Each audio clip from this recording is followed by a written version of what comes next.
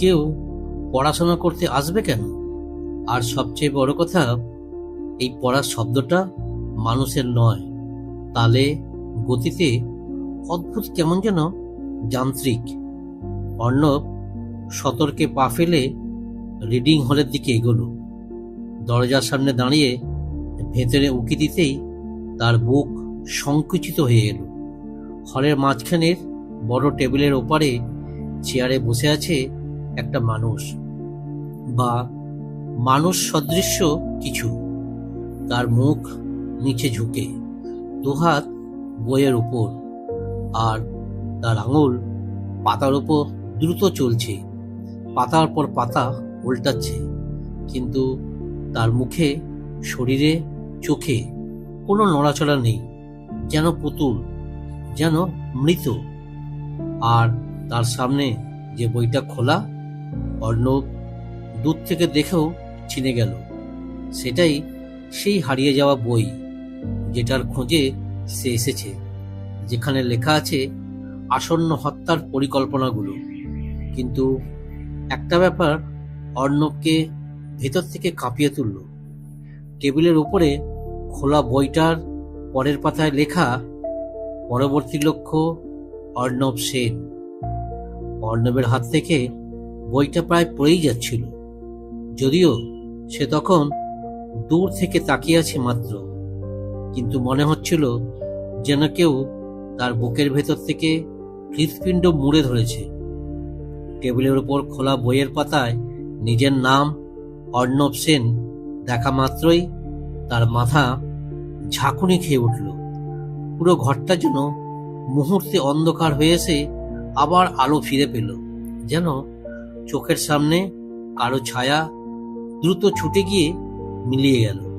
সে বুঝতে পারছিল না কিসে বেশি ভয় পাচ্ছে, সেই মৃতের মতো স্থির মানুষটাকে দেখে, নাকি সেই বইয়ে লেখা কথাটা দেখে, যা ইঙ্গিত দিচ্ছে যে এই রহস্য আর নিখোঁজ মানুষদের গল্প এখন তাকে কেন্দ্র করে ঘুরছে।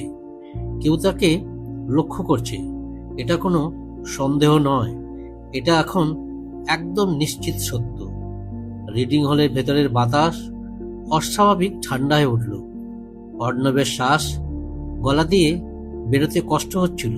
যে মানুষ বা মানুষ সদৃশ্য বস্তুটা টেবিলের সামনে বসে পাতার পর পাতা উল্টাচ্ছিল, তার দেহের ভঙ্গি এতটাই অস্বাভাবিক নিস্তব্ধ যে মনে হচ্ছিল কেউ যেন তাকে খুঁটি দিয়ে বসিয়ে রেখে গেছে। মাথাটা সামান্য ঝুঁকে আছে, কিন্তু চুলের ফাঁক দিয়ে অর্ণব বুঝতে পারছিল ওর চোখ খোলা, ঠিক সামনের পাতায় স্থির হয়ে থাকা। শূন্যে তাকানো মানুষের চোখ নয়, একটা ফাঁপা কাঁচের মতো প্রাণহীন দৃষ্টি। অর্ণব নিজের শ্বাস আটকিয়ে আরো কিছুটা সামনে এগোতেই সে মৃত মানুষটার আঙুলগুলো হঠাৎ থেমে গেল।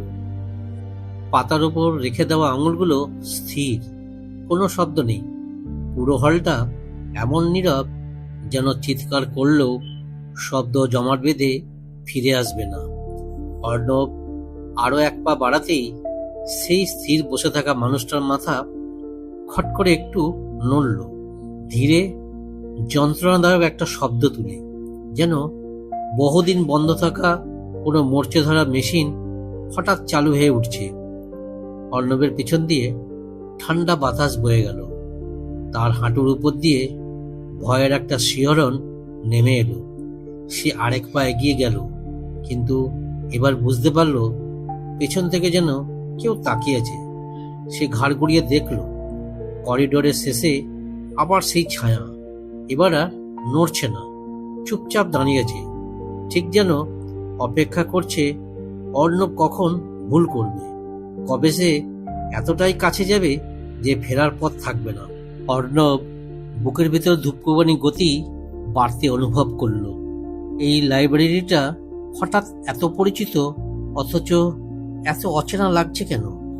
সে তো এতবার এখানে এসেছে, কিন্তু কখনো এই অদ্ভুত ছায়াগুলো দেখেনি, কখনো এমন মৃত মানুষের মতো কাউকে বসে থাকতে দেখেনি, কখনো নিজের নাম লেখা দেখেনি, ভবিষ্যতের কোনো হত্যার পরিকল্পনায়। সে সাহস সঞ্চয় করে আরো সামনে এগোলো। এইবার টেবিলের এতটা কাছে এসে গেল যে শুধু হাত বাড়ালেই বইটা ছুঁতে পারবে। ওই মানুষটার মুখটা পরিষ্কার দেখা যায়। মুখটা যেন কাগজের মতো শুকনো, ঠোঁটের চারপাশে কালচে দাগ, চোখের মনি নেই, কেবল সাদা স্তর, যেন অনেক বছর আগে মারা গেছে। কিন্তু হঠাৎ সে দেহটা খট করে সোজা হয়ে বসল। তার শুকনো ঘাড় থেকে অস্বাভাবিক শব্দ বেরোল। অর্ণব ভয়ে পিছিয়ে যাওয়ায় সুযোগ পেল না, কারণ ঠিক সেই মুহূর্তে মানুষটা ধীরে ধীরে মুখ ঘুরিয়ে তাকালো তার দিকে। তার মুখে কোনো অভিব্যক্তি নেই, চোখে নেই কোনো প্রাণ, কিন্তু তবুও সেই দৃষ্টি ভয়ঙ্করভাবে সচেতন। অর্ণবের মনে হলো সে যদি আর এক মুহূর্ত দাঁড়িয়ে থাকে তাহলে এই মৃত মুখ থেকে কিছু বেরিয়ে আসবে, বা সেই দৃষ্টি তার উপর ঝাঁপিয়ে পড়বে। ভয়ে তার পা শক্ত হয়ে গিয়েছিল, কিন্তু বুকের ভেতর একটা অদ্ভুত শক্তি জমে উঠল। এই বইটা হাতে পাওয়া দরকার, কারণ এখন সে জানে যে এই বইয়ে লেখা পরবর্তী লক্ষ্য অর্ণব সেন। স্রেফ কোনো হুমকি নয়, এটা বাস্তব। আর এর রহস্য ভেদ না করতে পারলে সে বাঁচবে না। হঠাৎ সেই বসে থাকা মানুষের হাতটা দ্রুত বই থেকে উঠে অর্ণবের দিকে বাড়তে শুরু করলো। এত দ্রুত, এত হঠাৎ যে অর্ণব বিস্ময়ে পিছিয়ে পড়ল। আঙুলগুলো লম্বা, কুঁচকানো, নখগুলো অস্বাভাবিকভাবে ধারালো। সেই নখগুলো বুক চিরে দিতে পারত। অর্ণব আর এক মুহূর্ত দেরি করল না। বুকের ভেতর গর্জে ওঠা সেই বেঁচে থাকার তাগিদ নিয়ে সে সামনে ঝাঁপিয়ে পড়ে টেবিলের উপর রাখা বইটা সরাসরি হাতের গ্রিপে তুলে নিল। টেবিলের চারপাশে পুরনো কাঠ একসাথে চিটচিটে শব্দে কেঁপে উঠল, আর সামনে থাকা মৃত মানুষটা পুরো শক্তি দিয়ে দাঁড়িয়ে উঠতে লাগলো। অর্ণব বইটা বগলে চাপিয়ে দৌড়ে বেরিয়ে গেল রিডিং হল থেকে। পেছনে শোনা যেতে লাগলো সেই দেহটার কাঠের মেঝেতে টেনে হাঁটার ভয়ানক শব্দ। ঠক ঠক ঠক। সে জানে এখন থেকে এক মুহূর্ত চোখ থামলে চলবে না, কারণ এই বই এখন শুধু একটা বই নয়, এটা একজন খনির লেখা বাস্তব হত্যার নকশা, এবং তার নাম সেই নকশার পরবর্তী পাতা। রিডিং হল থেকে বেরিয়ে পড়তেই অর্ণব বুঝতে পারল পুরো লাইব্রেরি যেন এক অদ্ভুত পরিবর্তনের মধ্যে দিয়ে যাচ্ছে। সে যতবার এখানে এসেছে, দিনে, বিকেলে, রাতে, এই জায়গা কখনো এতটা নীরব, এতটা ঘন অন্ধকারে ডুবে ছিল না। করিডোরের লম্বা লালচে হলদে আলোগুলো একটার পর একটা ঝিলমিল করতে লাগলো, যেন কারো পায়ের টানের সঙ্গে আলো ভয়ে কাঁপছে। বইটা বগলে চেপে ধরে অর্ণব দৌড়চ্ছিল, কিন্তু প্রতিটা পদক্ষেপে তার মনে হচ্ছিল কেউ তার পেছনে নিঃশ্বাস ফেলছে। তার ঘাড়ের ঠিক উপর দিয়ে ঠান্ডা বাতাস ছুঁয়ে যাচ্ছে, এমন একটা উপস্থিতি যা না দেখা গেলেও বোঝা যাচ্ছে ঠিক কয়েক হাত দূরেই আছে। সে বাঁক ঘোরার সঙ্গে সঙ্গে লম্বা সেলফের সারি ভেদ করে একটা বিশাল ছায়া দ্রুত সরে গেল। অর্ণব মুহূর্তেই থেমে পিছন দিকে তাকানোর চেষ্টা করল, কিন্তু ঠিক তখনই মনে হলো এ ভুল, কারণ পেছনটায় যা আছে তা দেখলে হয়তো সে আর সামনে এগোতে পারবে না। তাই সে দাঁত চেপে সামনে এগিয়ে গেল, কিন্তু মাথার ভেতর একটাই ভাবনা ঘুরছিল যে মৃত মানুষটা বইয়ের সামনে বসেছিল, সে কি সত্যি মৃত, নাকি কোনোভাবে সে বইয়ের ভেতরের ভবিষ্যৎবাণীর সঙ্গে বাঁধা। করিডোরের শেষে পৌঁছে অর্ণব ছুটে ঢুকে পড়ল নিচতলার স্টেয়ারওয়েলে। সিঁড়িতেই পা রাখতেই সে শুনতে পেল ঠক ঠক ঠক, সেই ভয়ঙ্কর কাঠের মেঝেতে টেনে হাঁটার শব্দ। শব্দটায় এখন আর শুধু ভয় নেই, আছে এক ধরনের রাগ, যেন সেই জিনিসটা অর্ণবের বই ছিনিয়ে নেওয়া ক্ষমা করতে পারছে না। অর্ণব সিঁড়ি বেয়ে নিচে নেমে গেল, কিন্তু নিচতলার ল্যান্ডিংয়ে পৌঁছেই তার নিঃশ্বাস থমকে গেল। 3 দিকে 3টে করিডোর খুলে গেছে, সবগুলোই একই রকম, একই ধরনের পুরনো তাক, একই ধরনের স্যাঁতস্যাঁতে বাতাস, আর একই ধরনের অন্ধকারের গভীরতা। তার পেছন থেকে সিঁড়ির কাঠের দুমড়ে মুচড়ে যাওয়া শব্দ তীব্র থেকে তীব্রতর হচ্ছিল, যেন সেই শব্দ মানে একটাই, ওটা নামছে। অর্ণব কোন করিডোরে দৌড়বে তা বোঝার চেষ্টা করতেই হঠাৎ সে লক্ষ্য করল মাঝের করিডোরের দেওয়ালে টাঙানো একটা চিরকুট, ছোট কিন্তু তার দিকে ঘোরানো। চিরকুটে লেখা, পথ বেছে নিতে ভুল করো না, ভুল পথ মানেই শেষ পাতা। অর্ণবের বুক ঠান্ডা হয়ে গেল। এই চিরকুট কার লেখা?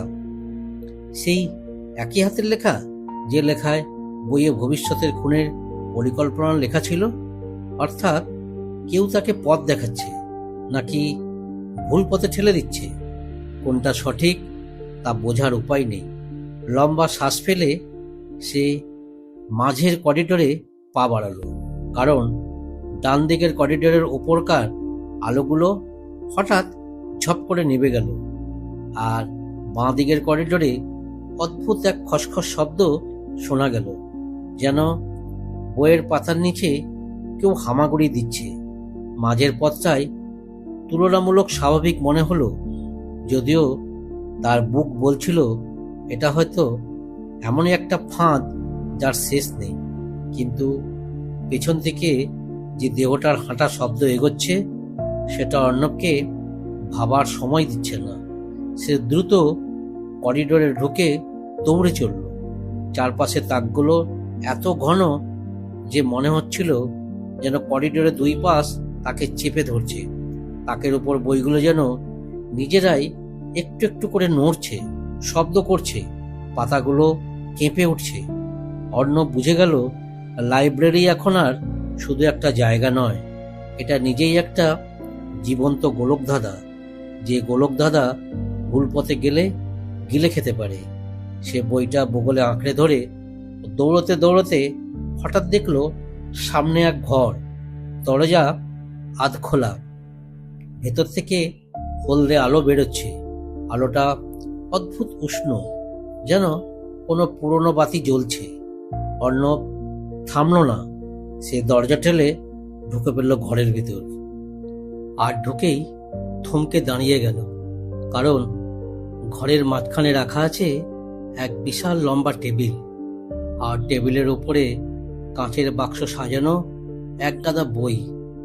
সব বইয়ের মলাটে একই প্রতীক, যে প্রতীকটা তার হাতে থাকা বইয়ের উপর আছে। কিন্তু সবচেয়ে ভয়ঙ্কর ছিল, ঘরের কোণায় দাঁড়িয়ে আছে একটি ছোট বালক আকৃতির ছায়া, স্থির, নড়ছে না, মুখ দেখা যাচ্ছে না, কিন্তু তার ছোট ডান হাত ধরে আছে একটা পুরনো ভাঙা চশমা। ঠিক সেই চশমা যেটা কয়েক বছর আগে এই লাইব্রেরি থেকেই রহস্যজনকভাবে নিখোঁজ হওয়া এক ছাত্রের। অর্ণবের শ্বাস থেমে গেল, কারণ এই ছেলেটা নিখোঁজ হয়েছিল এই ঘর থেকেই। অর্ণবের চোখ স্থির হয়ে গেল সেই ছোট্ট ছায়া মূর্তির দিকে। আলো খুব কম, হলদে বাতির টিমটিমে আলো ঘরের এক পাশ স্পষ্ট করছে, আরেক পাশকে আরো অন্ধকার করছে, ফলে ছেলেটার মুখ পুরোপুরি আড়ালে। তবুও তার হাতের ভাঙা চশমা অর্ণব স্পষ্ট দেখতে পাচ্ছিল। সেই চশমাটা লাইব্রেরি থেকে নিখোঁজ হওয়া ছাত্র সৌরভের, যে ঘটনা পুরো শহরকে নাড়া দিয়েছিল। 3 বছর আগে হঠাৎ এক সন্ধ্যায় সে এই লাইব্রেরিতে পড়তে এসে আর ফিরে যায়নি। কোনো প্রমাণ পাওয়া যায়নি, শুধু টেবিলের ওপর পাওয়া গিয়েছিল তার ফাটা খাতা, ভাঙা পেন্সিল, আর অদ্ভুতভাবে ছিঁড়ে যাওয়া একটা পাতার টুকরো। তখন অর্ণব নবীন পুলিশ, কিন্তু সেই কেস তাকে এতটাই নাড়া দিয়েছিল যে আজও মাঝরাতে তার মাথায় ফিরে আসে সেই অদ্ভুত নিখোঁজের ছবি। আর আজ সেই নিখোঁজ ছাত্রের চশমা ধরে আছে কোনো ছায়ামূর্তি। ছেলেটার হাতের আঙুলগুলো রোগা, অসম্ভব সাদা, যেন অনেকদিন সূর্যের আলো দেখেনি। তার দেহে কোনো নড়াচড়া নেই, কিন্তু ঘরের বাতাস থমথমে হয়ে উঠছে। অর্ণব ধীরে ধীরে শ্বাস নিয়ে আরেক কদম এগোতেই ছায়াটা টক করে মাথা তুলল। মাথা তুলতেই হঠাৎ ভয়াবহ বাস্তবতা স্পষ্ট হয়ে উঠল। এটা কোনো ছায়া নয়, কোনো দেহ নয়, এটা একটা প্রতিচ্ছবি। ঠিক মাঝ আধারে দাঁড়িয়ে থাকা এমন এক উপস্থিতি যা আলো বা ছায়া নিয়ম মানে না। টেবিলের উপর সাজানো কাঁচের বাক্সের ভেতরের বইগুলো হালকা কম্পন শুরু করলো, যেন কেউ তাদের নিচ থেকে টেনে বের করতে চাইছে। বাতাস ভারী, যেন লাইব্রেরির দেওয়ালই এই ঘরটাকে চেপে ধরছে। অর্ণবের হাতে থাকা বইটা হঠাৎ একটা কাঁপুনি দিল। মনে হলো এটা যেন নিজেই তাকে সতর্ক করছে। সে আরেক পা এগিয়ে ফিসফিস করে বলল, তুমি সৌরভ? ছোট্ট ছায়ামূর্তিটা কোনো উত্তর দিল না। সে শুধু ধীরে ধীরে তার মাথাটা বেঁধে থাকা অদ্ভুত অন্ধকার থেকে একটু বের করে আনলো। তখনই অর্ণব দেখল তার মুখ নেই, কোনো চোখ, নাক, মুখ নেই। যেন কেউ মুখের ওপর কালি বুলিয়ে সবকিছু মুছে দিয়েছে। শুধু একটা দাগ, চোখ থাকার জায়গায় একটা গোল চাপা দাগ, যেন চাপ দিয়ে চোখ মুছে ফেলা হয়েছে। অর্ণব পিছিয়ে গেল। বুকের ভেতরটা ধকধক করে উঠতে লাগলো, গলা শুকিয়ে কাঠ। ঠিক তখনই ঘরের দরজা ধীরে ধীরে পেছন থেকে ক্রিক করে বন্ধ হতে লাগলো। অর্ণব ঘুরে দাঁড়ালো, কিন্তু দরজায় কোনো মানুষ নেই। দরজাটা নিজেই নিজেকে বন্ধ করছে। তার মনে হলো এই ঘরটা শুধুই একটা স্টোর রুম নয়, এটা যেন একটা পুরনো ফাঁদ, যা একবার কাউকে ঢুকতে দেবে কিন্তু বেরোতে দেবে না। হঠাৎ ছেলেটার হাতের ভাঙা চশমাটা মাটিতে টন করে পড়ে গেল। পড়ার শব্দে অর্ণব চমকে ওঠার আগেই ছায়াটা অদ্ভুত গতিতে পিছিয়ে গেল টেবিলের পাশে থাকা অন্ধকারে। ঘরের বাতাস হঠাৎ হাহাকার করে উঠল। সব বই, সব কাগজ বাতাসে উড়ে যেতে লাগলো। পাতা উল্টানোর শব্দ যেন ঝড়ের মতো ফটফট ফটফট ফট। আলো ঝপঝপ করে জ্বলতে লাগলো, যেন শ্বাস নিচ্ছে। টেবিলের কাঁচের বাক্সগুলোর ঢাকনা একে একে খুলে যেতে লাগলো। ভেতরে বইগুলো যেন কোনো অদৃশ্য শক্তি টেনে তুলছে উপরে। অর্ণব ভয়ে তাকিয়ে রইল। এই বইগুলোর প্রতিটা মলাটে সেই একই প্রতীক, চামড়ার উপর গভীর খোদাই, যেন কোনো এক গোপন সংগঠনের চিহ্ন। বইগুলো হাওয়ায় ভাসতে ভাসতে নিজেদের পাতাগুলো উল্টে দিতে লাগলো, যেন অর্ণবকে দেখাচ্ছে সেই সব গল্প, সেই সব খুনের প্ল্যান, সেই সব মানুষের নাম যেগুলো শহর কাঁপিয়েছিল বহু বছর। প্রতিটা পাতার নিচে একই কথা, ঘটনা ঘটার আগেই বইয়ে লেখা ছিল। অর্ণব আতঙ্কে কাঁপতে কাঁপতে ধীরে ধীরে তার হাতে থাকা বইটা খুলে দেখল। তার নিজের নামের নিচে নতুন একটা বাক্য উঠে এসেছে, মাত্র কয়েক সেকেন্ড আগেও যেটা ছিল না। নতুন বাক্যটা পড়ে অর্ণবের রক্ত হিম হয়ে গেল। যখন সে সত্যের ঘরে প্রবেশ করবে, দরজা বন্ধ হয়ে যাবে এবং আর কেউ তাকে খুঁজে পাবে না। হ্যাঁ, এই ঘরেই, এই ঘর যেখানে সে দাঁড়িয়ে আছে ঠিক সেই সময়ে। আর দরজা পেছনেই ঠক করে পুরোপুরি বন্ধ হয়ে গেল। এইবার অর্ণব টের পেল সে এখন সেই একই জায়গায় দাঁড়িয়ে আছে যেখানে সৌরভের শেষ চিহ্ন দেখা গিয়েছিল। একই ঘর, একই পুরনো বই, একই অদৃশ্য হুমকি, একই অমীমাংসিত রহস্য। আর সবচেয়ে ভয়ঙ্কর ব্যাপার, লাইব্রেরির নীরব অন্ধকারে কোথাও খুব কাছে ধীরে ধীরে আবার শোনা যাচ্ছে সেই কাঠের পায়ের শব্দ, ঠক ঠক ঠক। পুরনো লাইব্রেরির সেই ভেতরের ঘরটা, যার দরজা বাইরে থেকে ধুলো জমে বন্ধ মনে হয়, হঠাৎ যেন আমার সামনে এক নতুন পৃথিবীর মতো খুলে দাঁড়ালো। ভেতরে ঢুকতেই প্রথমেই যে জিনিসটা চোখে পড়ল সেটা হলো দেয়ালের ঠিক মাঝ বরাবর হালকা সোনালি ফ্রেমে বাঁধানো একটা প্রতিকৃতি। একজন মানুষের মুখ, কিন্তু পুরোটা স্পষ্ট নয়। চোখ দুটো অস্বাভাবিকভাবে গভীর, যেন দেওয়ালের ভেতর থেকে তাকিয়ে আছে। প্রতিকৃতির নিচে ছোট্ট করে লেখা, কিউরেটর অফ ক্রনিকলস, 1891।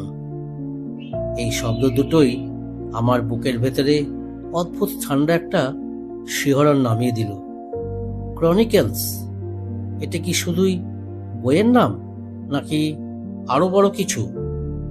ঘরের একপাশে থাকা কাঠের তাকগুলো অন্যান্য ঘরের মতো বই দিয়ে ভর্তি নয়, বরং এখানে সাজানো আছে বিভিন্ন পুরনো সিন্দুক, চামড়ার ব্যাগ, তালাবন্ধ বক্স, যেগুলোর উপর খানিকটা মোমের গন্ধ মিশে থাকা শীতলতা। আমি টর্চটা একটু উঁচু করে তাকালাম।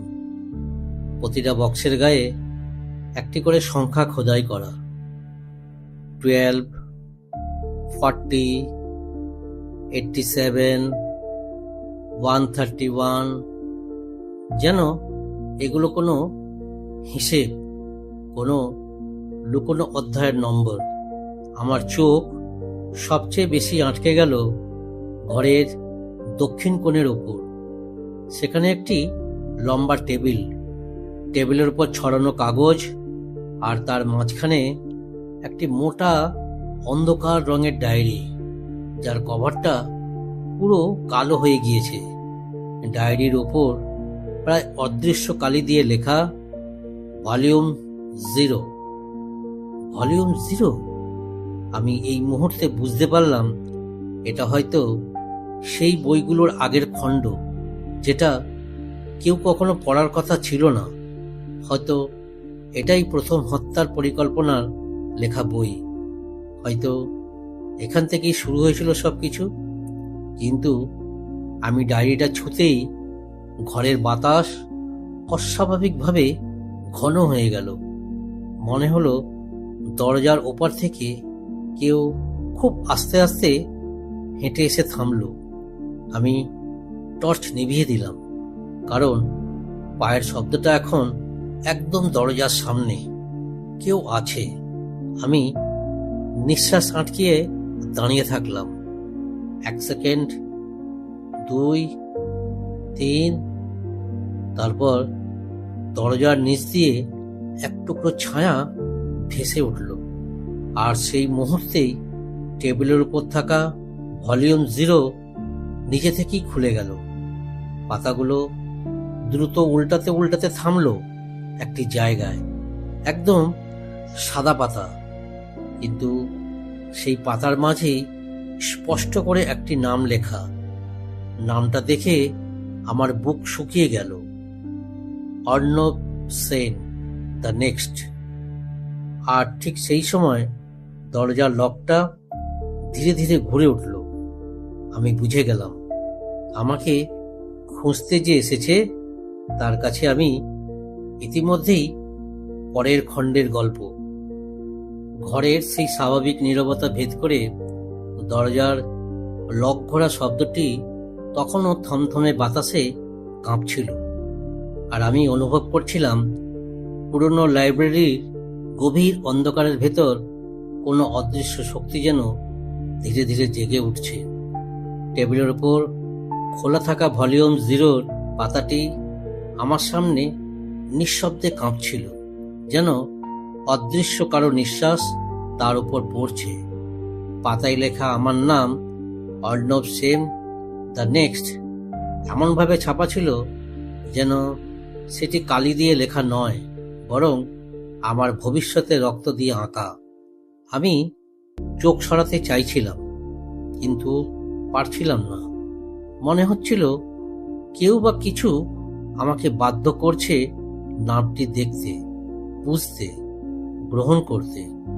আর বাইরে দরজার ওপারের পায়ের শব্দ থেমে গেলেও তার উপস্থিতি যেন আরো ঘন হয়ে আমার উপর নেমে আসছিল।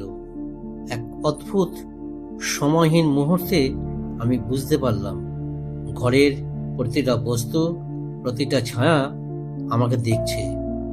আমি ধীরে ধীরে পিছিয়ে টেবিল থেকে কয়েক পা দূরে সরে এলাম। পুরনো কাঠের মেঝে আমার পায়ের নিচে হালকা কর্ম শব্দ তুলল, আর সেই শব্দ যেন ঘরের অদৃশ্য জড়বস্তুগুলোর উপর ঢেউ খেলে গেল। হঠাৎ দেওয়ালের প্রতিকৃতির মানুষের চোখ দুটি, যে চোখের দিকে তাকাতে এতক্ষণ আমার ভয় লাগছিল, মনে হলো যেন একটু ঝিকমিক করলো, যেন আলো প্রতিফলিত হলো।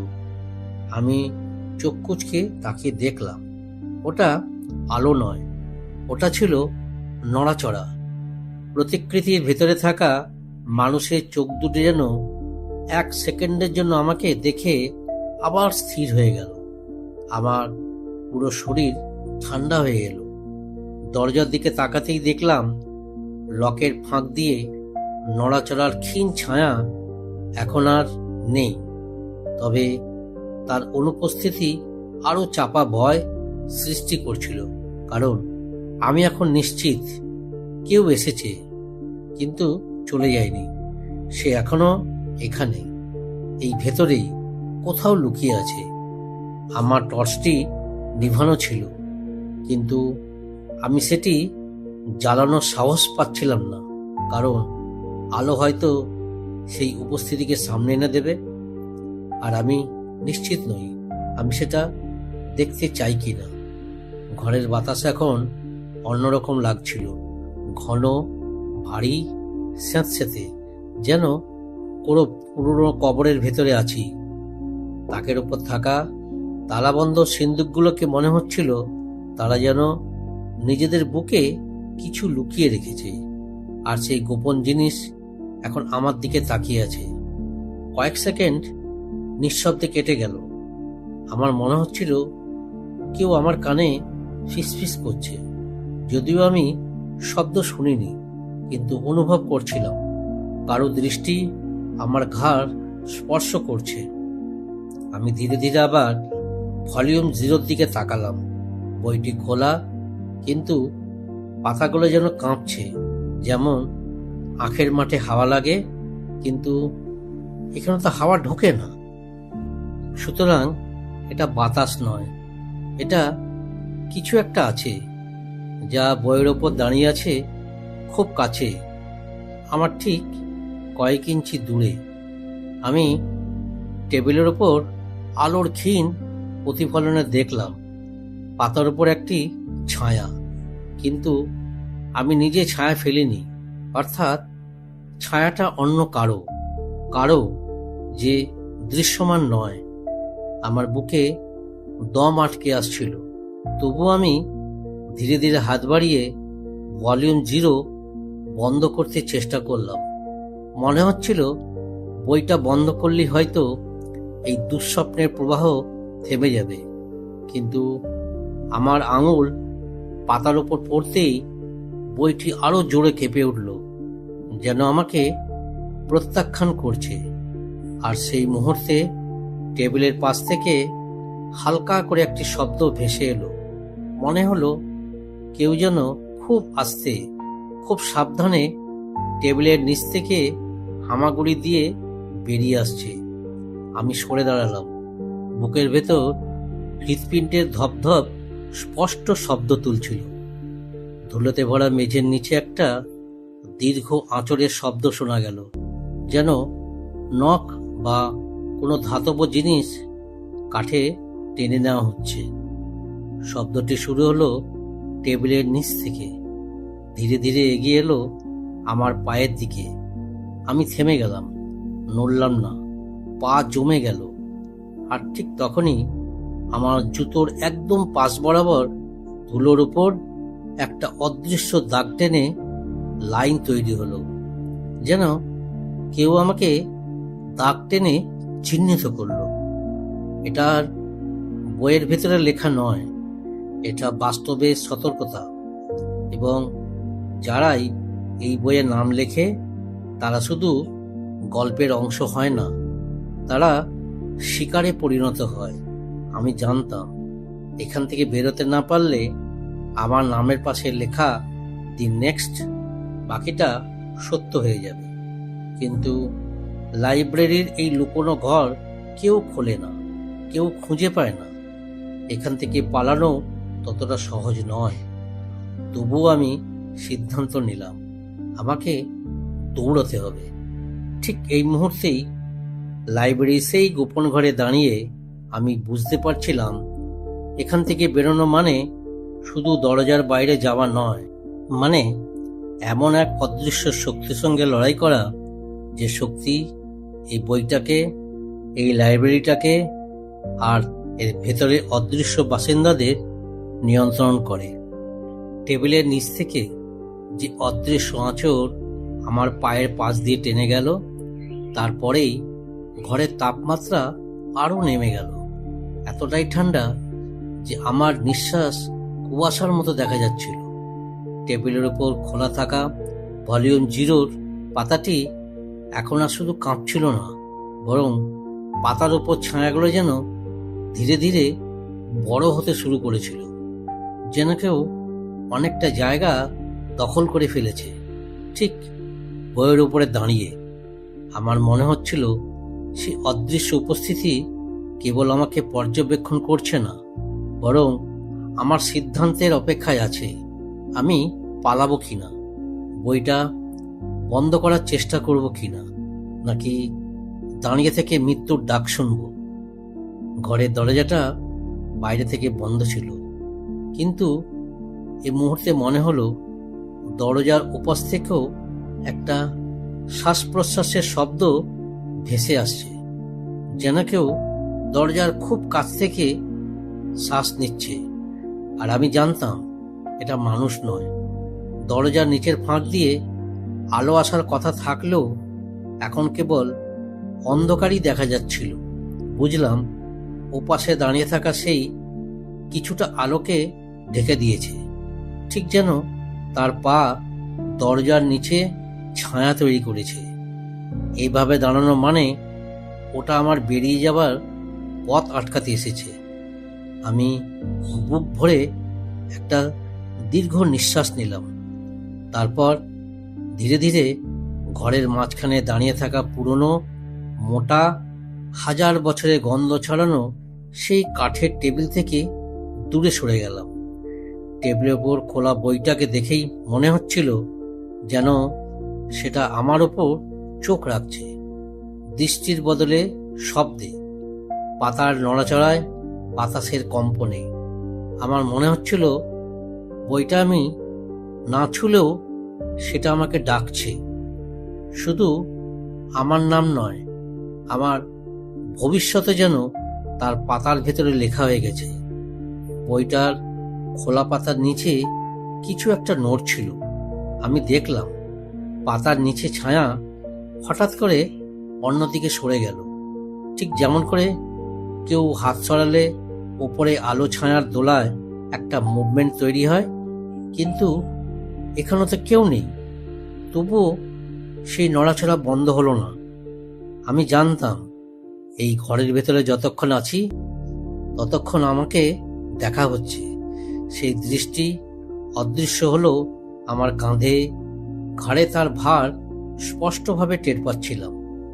এক মুহূর্তের জন্য মনে হলো আমার পেছনে কেউ দাঁড়িয়ে আছে, খুব কাছে, কাঁধের ওপর নিঃশ্বাস ফেলছে। কিন্তু ঘুরে তাকানোর সাহস পেলাম না, কারণ জানতাম আমি যদি পেছনে তাকাই তাহলে হয়তো যে মুখটা দেখব সেটা মানুষের নয়। আর সেই মুখ দেখা মানেই এ ঘর থেকে আর বেরোতে পারবো না। ঠিক তখনই হালকা করে একটা শব্দ হলো। নিচতলায় কোথাও যেন বিশাল কোনো ধাতব জিনিস পড়ে গেল। আওয়াজটা এমন আকস্মিক যে ঘরের ভেতরের অদৃশ্য পরিবেশটাও এক সেকেন্ডের জন্য থমকে গেল। আমি সুযোগটা কাজে লাগালাম। দরজার দিকে ধীরে ধীরে নয়, বরং দ্রুত পা বাড়ালাম। কিন্তু পুরোটা দৌড় নয়, কারণ এখানে দৌড়ালে কিছু একটা দৌড়ে আমাকে ধরে ফেলবে। সেই অনুভূতিটা খুবই স্পষ্ট। আমি দরজার দিকে এগোতেই দেখলাম দরজার নিচের ফাঁক থেকে সেই অন্ধকার সরতে শুরু করেছে। মনে হলো কিছুটা জায়গা ছেড়ে দিল। আমি হাত বাড়িয়ে দরজার লক ধরতেই দরজা ঠান্ডা বরফের মতো লাগলো। এতটাই ঠান্ডা যে মনে হলো আমি হাত সরালে ত্বক উঠে আসবে। কিন্তু তখন আর পিছু হটার সময় ছিল না। আমি জোরে চাপ দিলাম। লক যেন থামিয়ে রাখতে চাইছিল, কিন্তু কোনোভাবে ধাতব শব্দ করে সেটা খুলে গেল। দরজাটা মিলিমিটার মিলিমিটার করে খুলতে শুরু করলো, আর তার সঙ্গে সঙ্গে ঘরের পিছন দিক থেকে একটা গর্জন মিশ্রিত দীর্ঘ অস্পষ্ট আওয়াজ ভেসে এলো। যেন কোনো প্রাণী বিরক্ত হলো, তার শিকার হাতছাড়া হতে চলেছে। আমি দরজা খুলে বাইরে বেরিয়ে এলাম, আর দরজাটা আমার পেছনে স্বয়ংক্রিয়ভাবে এমনভাবে বন্ধ হয়ে গেল যেন ভেতরের অদৃশ্য শক্তি রাগ করে সেটা ঠেলে দিল। বাইরে বেরোতেই হাঁটু পর্যন্ত ঠান্ডা হাওয়া এসে ধাক্কা দিল। লাইব্রেরির লম্বা করিডোর আধা অন্ধকারে ডুবেছিল, কিন্তু এখানে অন্তত সেই শ্বাসরুদ্ধ অদৃশ্য উপস্থিতি নেই। তবে নিরাপদও নই, কারণ আমি জানি ভলিউম 0 এখনো খোলা পড়ে আছে। ঘরের ভেতর আমার নামের পাশাপাশি মৃত্যুর ছায়া খোদাই হয়ে আছে, আর বইটি বন্ধ না হওয়া পর্যন্ত এর অভিশাপও শেষ হবে না। আমি জানতাম এটা কেবল শুরু। বইটা আমার নামে লেখা পরিকল্পনাকে বাস্তব করতে উঠে পড়ে লেগেছে, আর আমি যদি সেটা থামাতে চাই তাহলে এই লাইব্রেরি, বই আর ওই অদৃশ্য শক্তিকে বুঝতে হবে। আমি ধীরে ধীরে সিঁড়ির দিকে পা বাড়াতে শুরু করলাম, আর প্রতিটা পা ফেলতেই মনে হচ্ছিল লাইব্রেরির দেওয়াল আমাকে লক্ষ্য করে আছে। কেউ বা কিছু আমার পেছনে পেছনে হাঁটছে, অদৃশ্য কিন্তু ভয়ঙ্করভাবে বাস্তব। সিঁড়ির দিকে এগোতেই বুঝলাম পুরো লাইব্রেরিটা যেন আমার প্রতিটা পদক্ষেপ শুনছে। এমনকি দেওয়ালের পুরনো ইটগুলোর ভেতরেও যেন কোনো অদৃশ্য কান লুকিয়ে আছে, যারা আমার হৃদস্পন্দন পর্যন্ত শুনতে পাচ্ছে। করিডোরের শেষে পৌঁছে আমি যখন সিঁড়ির প্রথম ধাপে পা রাখলাম, তখনই মাথার ওপর কোথাও থেকে এক দীর্ঘ শ্বাস ফেলার মতো শব্দ ভেসে এলো, যেন কেউ দীর্ঘ সময় ধরে শ্বাস আটকে রেখে এবার ছেড়ে দিল। আমি জানতাম সেটা মানুষ নয়, কারণ শব্দটা বাস্তবের সঙ্গে মেলেনি। মনে হচ্ছিল ছাদের কাঠের বিমগুলোর মধ্যেই কেউ লুকিয়ে আছে, অদৃশ্য কিন্তু আমার প্রতিটি মুহূর্তের পর্যবেক্ষক। নিচে নেমে প্রথম তলার হলঘরে পৌঁছতেই টের পেলাম এখানে আলো আরও কমে গেছে। জানালার ধুলো জমা কাঁচগুলোকে ঘিরে ছায়া যেন বাড়ছে, যেন রাত হঠাৎ করেই কয়েক ঘন্টা এগিয়ে এসেছে।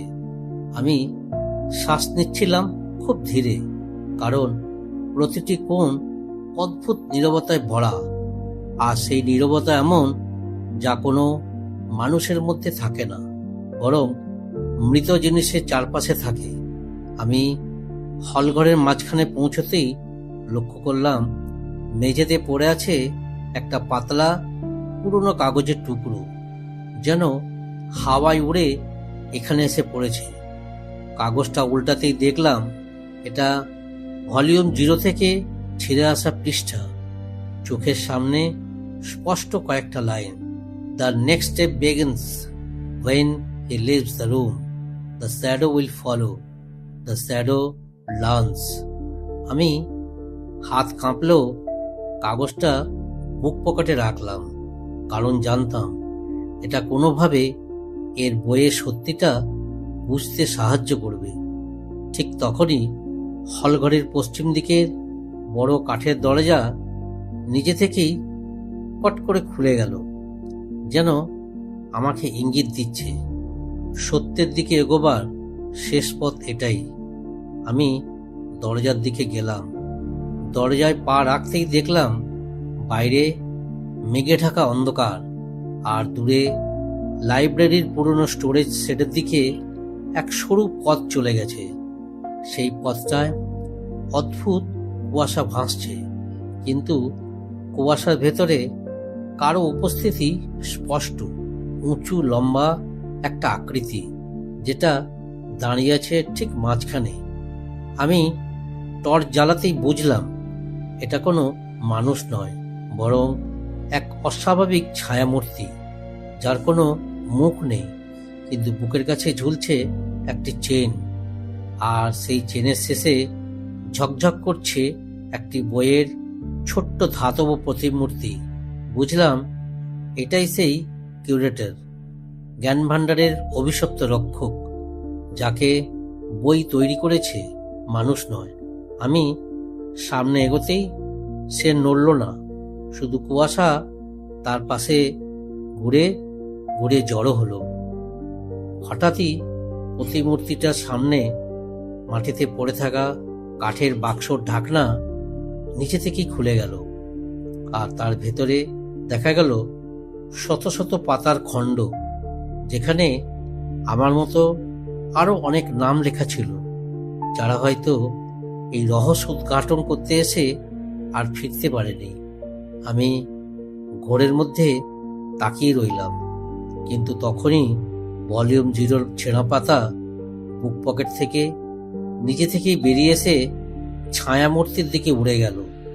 ছায়ামূর্তি পাতাটা হাত না বাড়িয়েই থামিয়ে দিল, আর পাতাটি তার বুকে মিলিয়ে যেতে যেতে হঠাৎ আগুনে জ্বলে উঠল।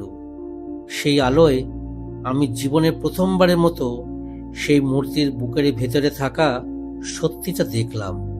সেখানে অসংখ্য নাম জ্বলজ্বল করছে, আর সবচেয়ে সামনে আমার নাম, অর্ণব সেন, লেখা ঠিক যেন আমার সামনে দাঁড়ানো মূর্তির বুকের ভেতর খোদাই করা।